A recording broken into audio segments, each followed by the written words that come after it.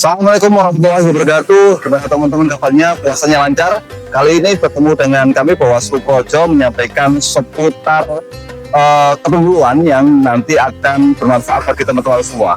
Teman-teman jangan berharap bahwa bangsa Indonesia akan bisa maju bila teman-teman tidak peduli dengan pemilu. Mengapa? Karena para pemimpin yang memimpin bangsa dan negara ini dipilih melalui pemilu yang nanti akan mengatur semua hal kehidupan kita selama 5 tahun ke depan, baik mulai dari biaya listrik, kemudian biaya pendidikan, kemudian tarif pajak dan lain-lain. Jadi pada intinya masa depan bangsa dan negara kita itu ditentukan oleh orang-orang yang dipilih atau terpilih saat pemilu.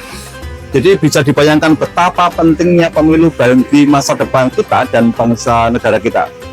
Ngomongin peduli pemilu tidak hanya datang ke TPS lalu kemudian nyoblos, tidak. Bahwa peduli dengan pemilu itu harus diawali dari prosesnya, harus kita ikuti, kemudian harus kita awasi agar apa? Proses di pemilu puncaknya pada saat coblosan suara itu bisa berhasil dengan maksimal. Selain itu, teman-teman juga harus kemudian mengulik siapa orang-orang yang layak untuk jadi pemimpin. Dari mana, siapa namanya, punya latar belakang hukum atau tidak, dan lain-lain. Sehingga kualitas masing-masing calon itu bisa kemudian kita ketahui dengan baik. Bagaimana visi misinya juga harus kita kulik dengan baik. Kemudian selain itu, teman-teman juga harus mempunyai kepedulian untuk ikut terlibat dalam proses pengamatan pelanggaran.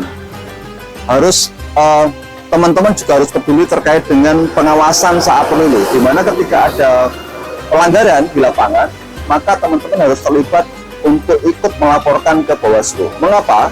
Karena pemilu yang ideal adalah pemilu yang berkualitas, minim adanya pelanggaran, minim adanya kecurangan dan lain-lain, sehingga kualitas demokrasi yang akan tercipta atau akan lahir itu betul-betul berkualitas.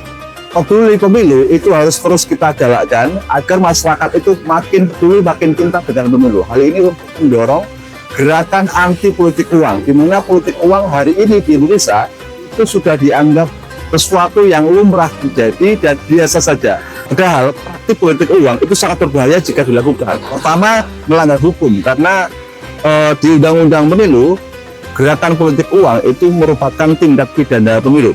Kemudian yang kedua, mencederai kualitas pemilu, di mana nanti kedepannya kualitas pemilu itu tidak lahir dari murni hati nurani rakyat, tapi dipengaruhi oleh uang.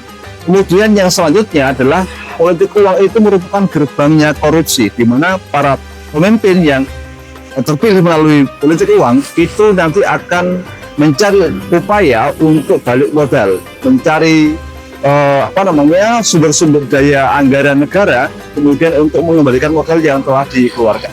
Karena itu, gerakan anti politik uang harus terus digalakkan untuk menciptakan demokrasi yang berkualitas di Indonesia. Sudah saatnya kita stop politik uang. Kita sambut era baru, era pemilu yang lebih mengutamakan hati nurani rakyat. Sekian, assalamualaikum warahmatullahi wabarakatuh.